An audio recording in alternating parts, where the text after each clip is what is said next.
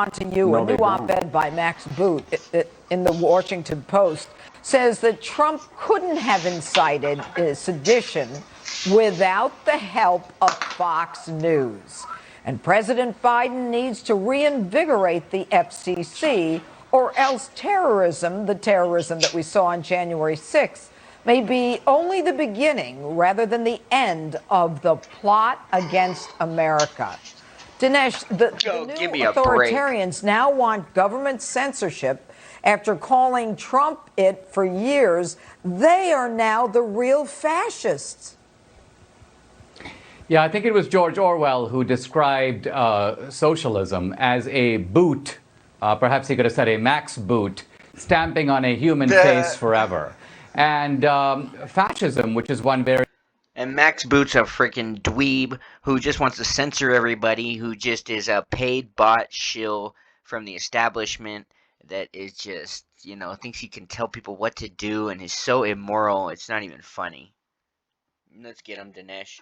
Variation of socialism is when the government works in collusion with private industry and private agencies to carry out the state's bidding. So this is basically what Boot is advocating. He's calling for the government through the FCC to muzzle the political critics, the most influential political organ that is critical of the Biden administration. And this is a pure undermining of the kind of give and take of criticism that is essential to the democratic process. Essentially, Boot is advocating a new form of fascism.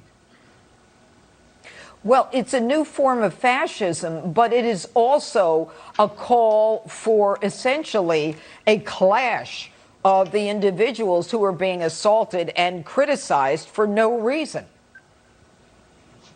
Well, the key thing here is that the left, they are trying to do something that goes way beyond the election. The election was very close. The Democrats take the Senate very narrowly.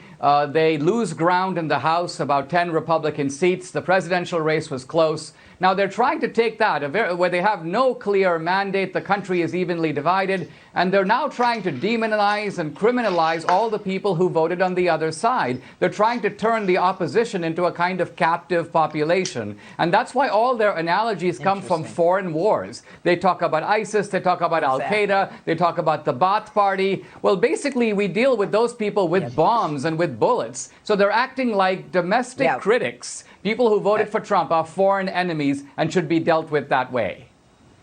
Well, it's terrible. And Harmeet, this is what MSNBC's Frank Figliuzzi had to say about the FBI monitoring our National Guardsmen.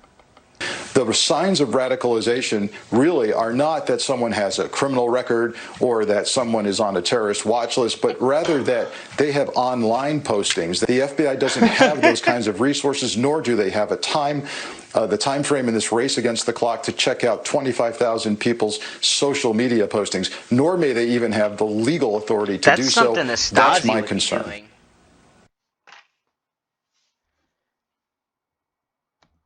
Man, that's something that Stasi would be doing. Go through their social media. It's like, God, man. It's like too jacked for the gulag, huh? Anomaly's got the new rap song, too jacked for the gulag. Man, I gotta get jacked, so I'm too jacked for the gulag, because the gulags are coming. These people are crazy. I guess that's it for right now. They got an all-star lineup right there with VDH and dsouza, all the good thinkers, all the the really great thinkers of our time right now are all on the right. They better cheat. It's the only way they're gonna win. Thanks for watching.